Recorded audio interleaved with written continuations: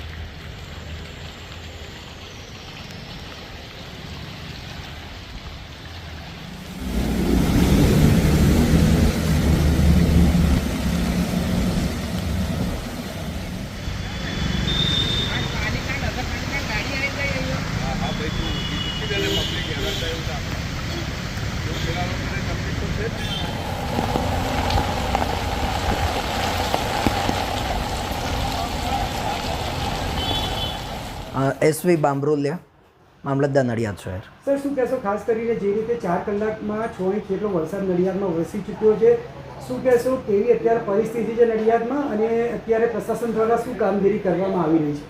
હવામાન વિભાગની જે આગળના 48 કલાક માટેની ભારે વરસાદની આગાહી છે એને લઈને માનનીય કલેક્ટર સાહેબ દ્વારા તમામ લાયઝન અધિકારીશ્રીઓ અને તાલુકાના જે લાઇન ડિપાર્ટમેન્ટના તમામ અધિકારીશ્રીઓ છે એમને વરસાદને લગતી તમામ કામગીરીઓ પૂરી કરવા માટે હેડક્વાર્ટર હાજર થવા માટે સૂચના આપવામાં આવેલી છે. ખાસ કરીને વાત કરીએ તો નડિયાદ નગરપાલિકા વિસ્તારમાં જે પણ ટીમોને આપણે હુકમો થયેલા છે, નડિયાદ નગરપાલિકાની તમામ ટીમો હાલમાં સ્થળ પર છે. જે નીચાણવાળા વિસ્તારોમાં પાણી ભરાયેલા છે ત્યાં પાણીના નિકાલ માટેની કામગીરી પણ હાલ ચાલુમાં છે. અને લોકોને પણ ખાસ અપીલ કરવામાં આવે છે કે ખૂબ જ ભારે વરસાદની આગાહી હોય, કોઈ વધારે જરૂરિયાત વગરનું કામ ન હોય તો ઘરમાંથી બહાર ના નીકળે અને તંત્રને પણ સાથ સહકાર આપે. આપણા કંટ્રોલ રૂમ પણ 24/7 એ હાલમાં કાર્યરત છે અને તમામ તંત્ર છે એ હાલ એલર્ટ મોડ પર છે. District fire officer Nadiad.